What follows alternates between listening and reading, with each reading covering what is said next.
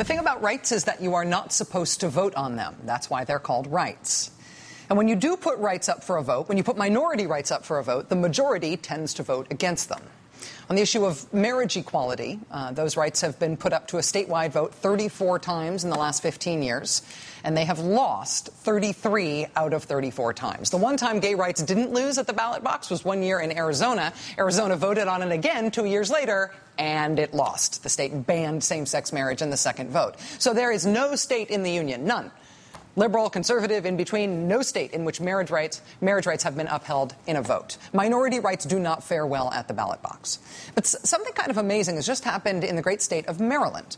In Maryland, the state legislature there passed same-sex marriage rights, giving gay couples the legal right to get married starting on January 1st of next year. But before that can happen, opponents to the new law are expected to gather enough signatures to get a referendum on the law put on the ballot in November.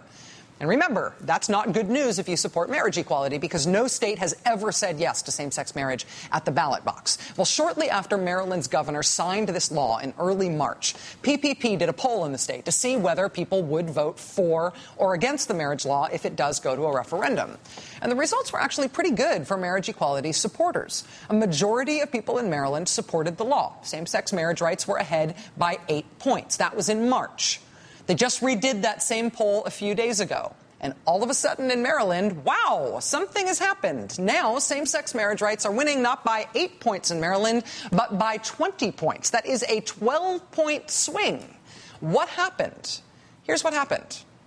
One large and very influential voting bloc in the state of Maryland, a bloc that makes up nearly 30% of the population in that state, over the course of the last 2 months, went through a massive transformation on this issue. African-American voters in Maryland just a couple of months ago in that first poll in March were against same-sex marriage rights in their state by 17 points. Now they are for same-sex marriage rights by 19 points. Same poll. That is a 36-point swing in 2 months. Nothing swings 36 points in 2 months in American public opinion. Nothing. This just does not happen. For me personally,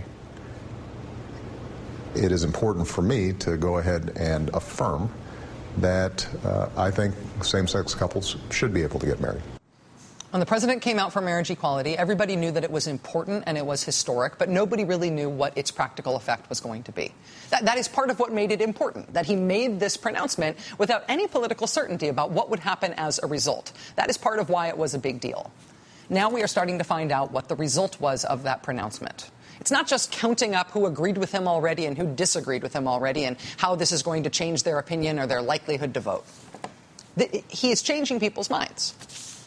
What this means for the country yet, we do not know. But in the state of Maryland, we can count overtly how much of a quantitative difference that decision by the president has just made.